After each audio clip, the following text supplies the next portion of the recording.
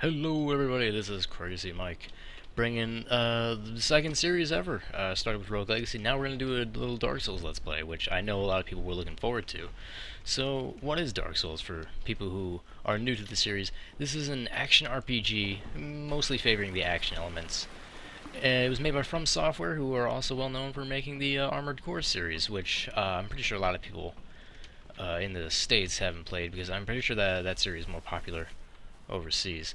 But they got a huge Western audience with Dark Souls, and it did for good reason. It's a great game. So what we're in right now is just the tutorial area, which we're gonna blow through really quickly. And what am I gonna try to do with this Let's Play? Well, what I'm gonna try to do is I'm gonna try to show everybody how to. It's gonna be an expert walkthrough. I'm gonna show everybody how to get some really powerful weapons as soon as they can. You know, how to maximize their character growth and what that. Which, you know, it's kind of funny that it's an expert walkthrough, because getting these powerful weapons as soon as possible actually ends up making the game easier. But at the same time, I'm also building a character to use for PvP later. Now that was a shield that I just picked up there. You pick up equipment along the way. Depending on what starting character you pick, the equipment that you pick up here is likely going to be different. So I picked the clerics, so the weapons I picked up at the start was the east-west shield and the mace, which are the clerics' weapons. This guy likes running away, so smash him in the head. And the thing about the starting classes in Dark Souls is that no matter what starting class you pick, you can really kind of build your character the way that you want to. There's only two real reasons to pick a specific starting class.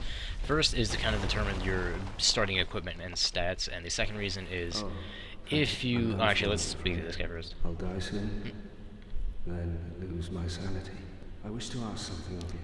This guy actually gave us the key to our cell at the start. Hear me out, will you? Yeah, we'll hear you out. Regrettably, I have failed in my mission, but perhaps you can keep the torch lit.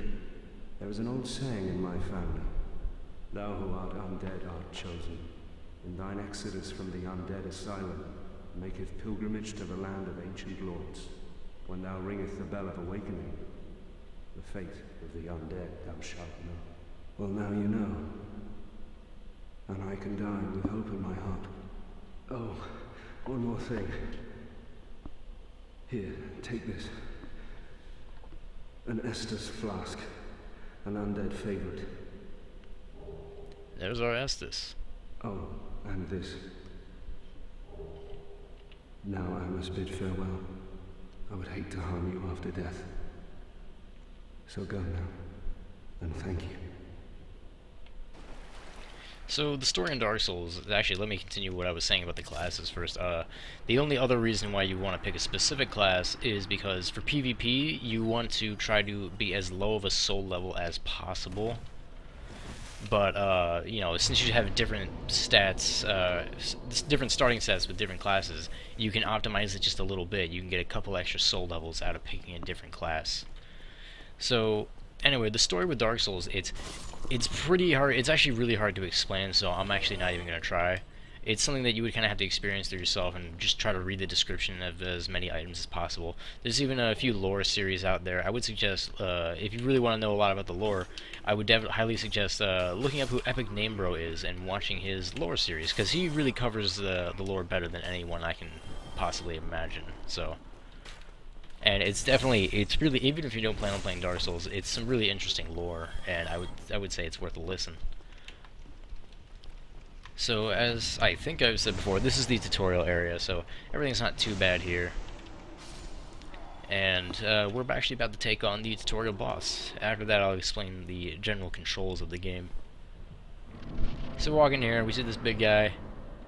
He's just down there.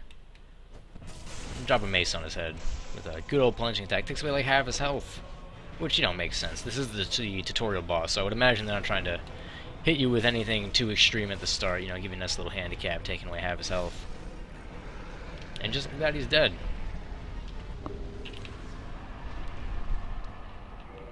Alright, so let me try to explain the general controls of the game. A lot of times when you see a game with, you know, your guy running around with his sword and shield and whatnot, normally the X button is like a light attack button and Y is like a heavy attack, but that's actually not how things work in Dark Souls. In Dark Souls, The way you attack is with the right and left bumpers and triggers. Right bumper will do a light attack, and right trigger will do a heavy attack. You can also two-hand your weapon, which will allow you to do. Well, with this weapon, the attacks are basically the same, but with different weapons, you'll have different variations on attacks, depending on if you're two-handing or one-handing it. As for the shield, left bumper will block, and left trigger will parry. I would highly recommend using a controller for this game, even though you can't play it on PC with the keyboard and mouse. The controller just feels way more optimized. In the ancient legends, it is stated that one day an undead shall be chosen.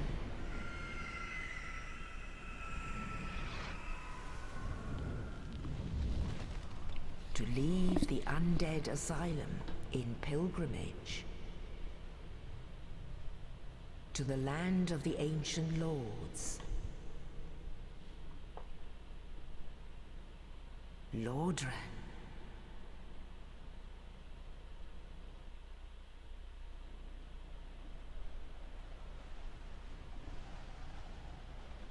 What a nice view.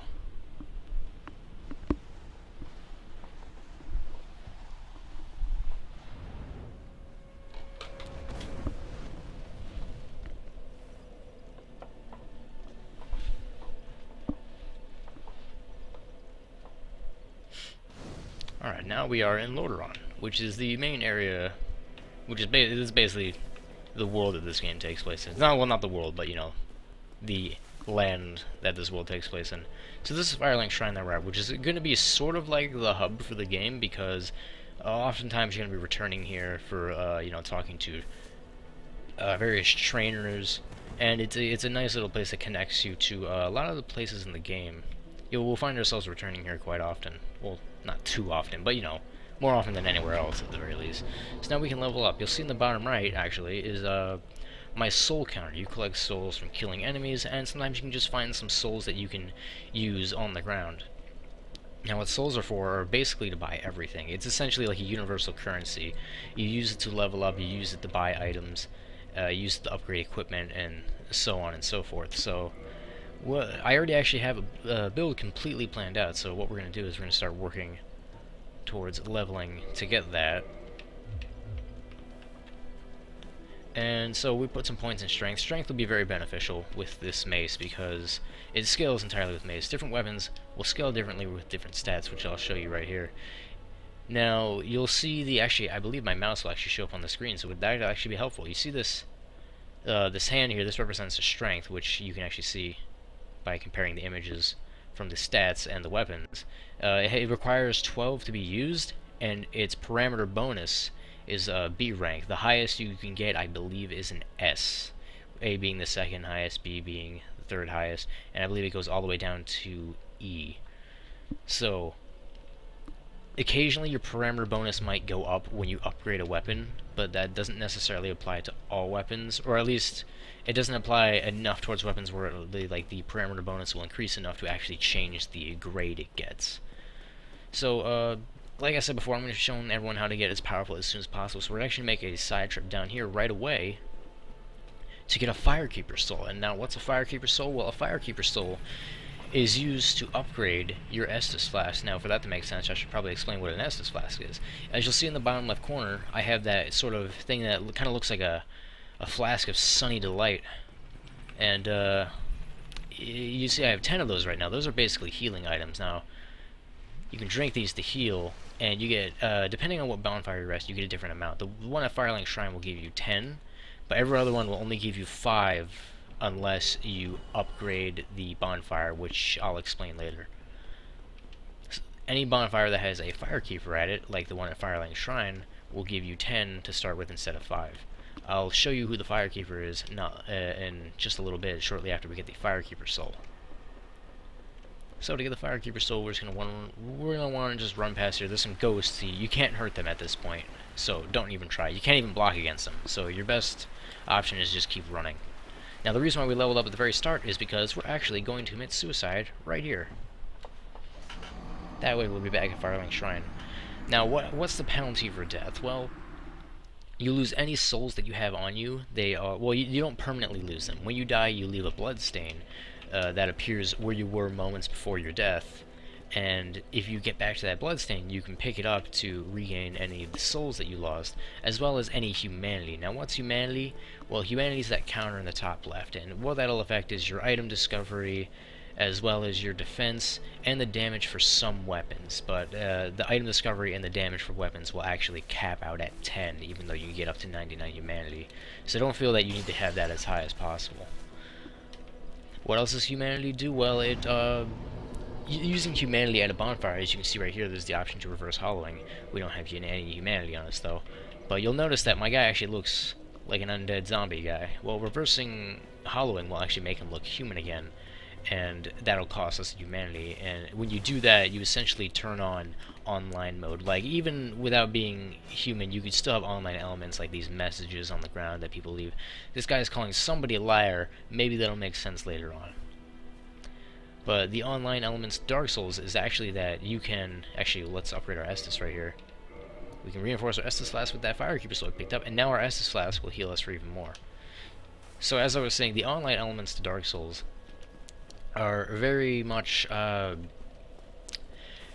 you don't really have any direct control over the online elements, other than being able to reverse hollowing and stuff like that. But you'll see this is not a message placed by a player, but you'll see messages like this left by players, like the one we saw earlier, which, you know, you can leave messages, you can rate messages and what that, and, you know, they can lie to you with these messages. They can also be trying to help you. So whether you decide to listen to the messages is entirely up to you, though I would recommend only listening to them if they seem like they would make sense, or they're not asking you to do something that can cause you to die. Such as, you know, like if you see a ledge with nothing there, and they're telling you to take a step forward, I probably wouldn't listen to that. Or at the very least, maybe throw an item in front of you to see if it will fall through the floor there or not. So for now, we're gonna stay in hollow form for a little while, at least until we get past a certain point in the game, because anyone who would want to invade us at this point in the game is going to have far more superior equipment than us, and we'll stand very little chance in beating them. Realistically, that is. So we're picking up items here. We picked up some homeward bones. We picked up a mace called the Morning Star. We picked up cracked red eye orbs. Cracked red eye orbs will allow us to invade other people, but for the same reason as before, we're not going to work on. We're not going to do that yet. So we also got some Lloyd's Talismans, which are useful mainly in PvP, but there are some PvE elements where it's useful. Now we're going to make another side trip down here into the Catacombs. We're going to try to blow through it really quick, so we'll go through it for real later, so don't feel as if you know, you're missing anything.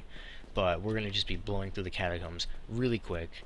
So you're going to see me take a couple of shortcuts. Feel free to use these shortcuts if maybe you don't like the Catacombs. But the reason why we're going down here next is because we want to get the Rite of Kindling, which you get for beating the boss in the Catacombs. And this will allow us to kindle bonfires further, which will let us get additional Estus Flask, which will be very helpful if you're a new player and maybe you're having a hard time getting through an area, because it'll allow you to heal more times than usual. Now we have to beat this guy before we can use this bonfire because he's too close. Oh! And I failed to dodge that. Let's try not to die right away. The Let's Play has only just started. I'm worried about those skeletons that are behind me. They're going to show up soon. Also, note that I did 69 damage with each hit. Couldn't ask for a better number.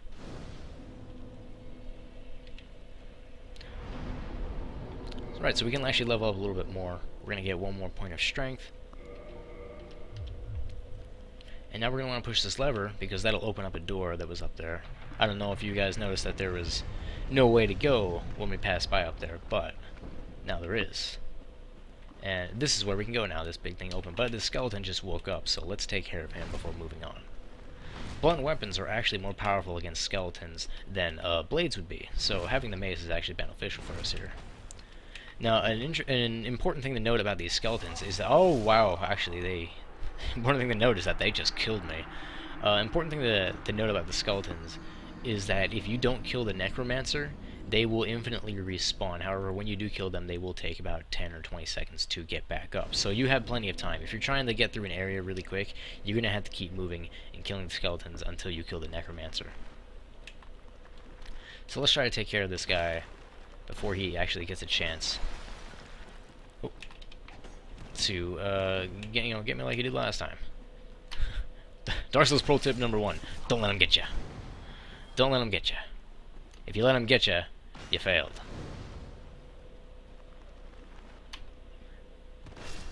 Alright, there we go. Those skeletons are taken care of, and since that necromancer in there was killed, we don't have to worry about them coming back. However, the ones after this, we will have to worry about coming back, but that's no big deal because we're gonna rush past them. Also, actually, I completely forgot to do something. Silly me. I'm going to need to reverse hollowing because there's some help we'll be able to get for this boss in the form of an NPC, whose name I'm sure you'll actually recognize immediately because he's actually it's a reference to another character from another game.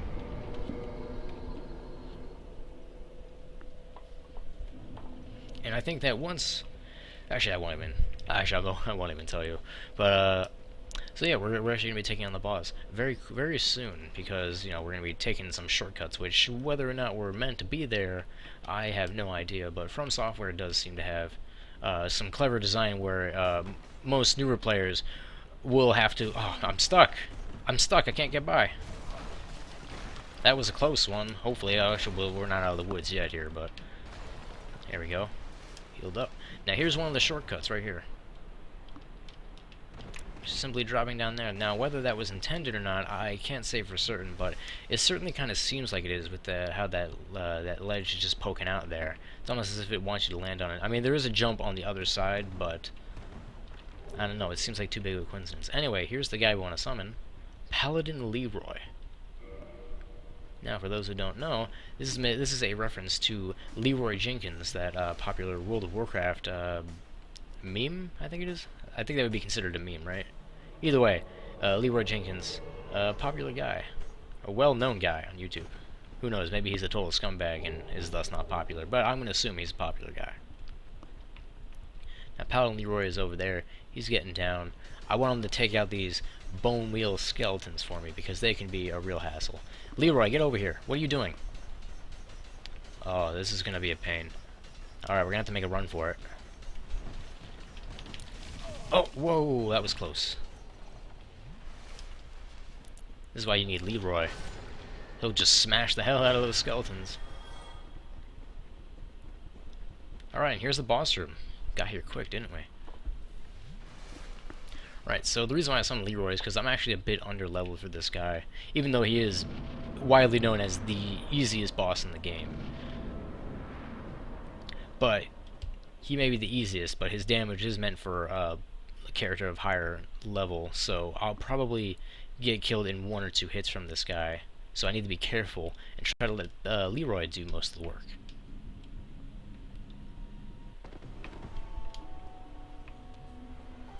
We're just waiting for Leroy. Okay.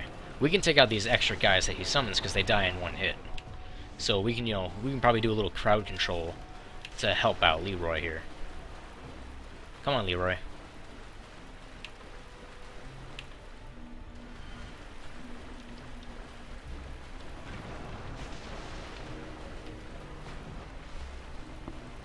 Oh, Leroy tried to swing his weapon one-handed.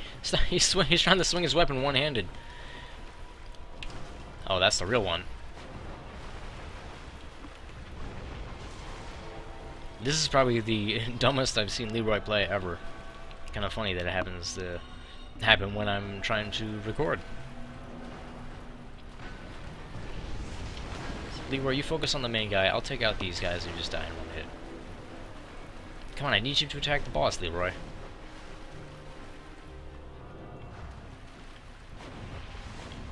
There we go, now he's smashing him. As you can see, he does a lot of damage to the boss.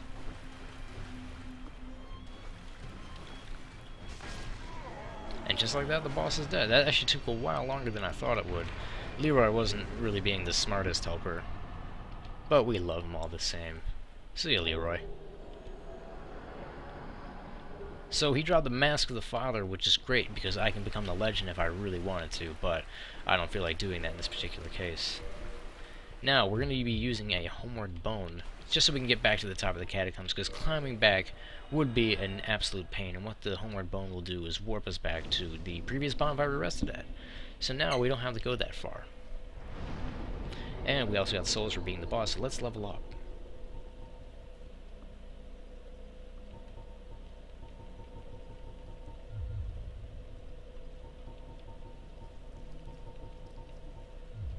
Alright, I think that'll do. So let's make our way back to Firelink Shrine.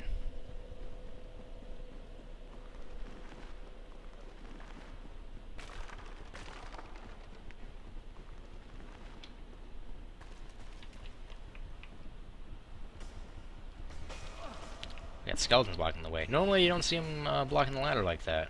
Interesting. But, you know, we just let him slide down, went past him, and he ain't none the wiser.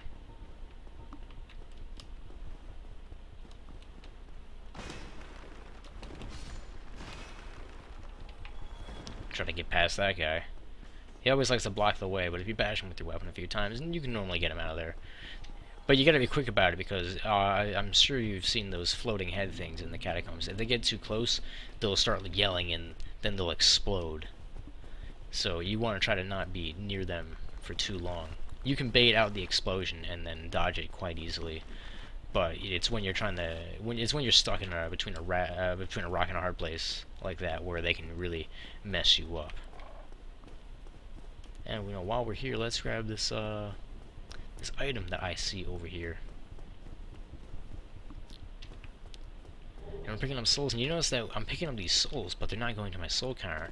And the reason why is because you actually have to go to your inventory and use the souls, like this. And then they're added to your soul counter. Anyway, I think that's about enough time for one episode here. So I'm gonna cut it, and I'll see you guys in the next episode. I hope you guys enjoy the series, because I'm gonna play it all the way through, hopefully. I'm sure interest will be high, because this is one of my most popular games that people like to watch when I'm streaming. So I'll see you guys next episode, and we'll go through the Undead Burg. Way over there.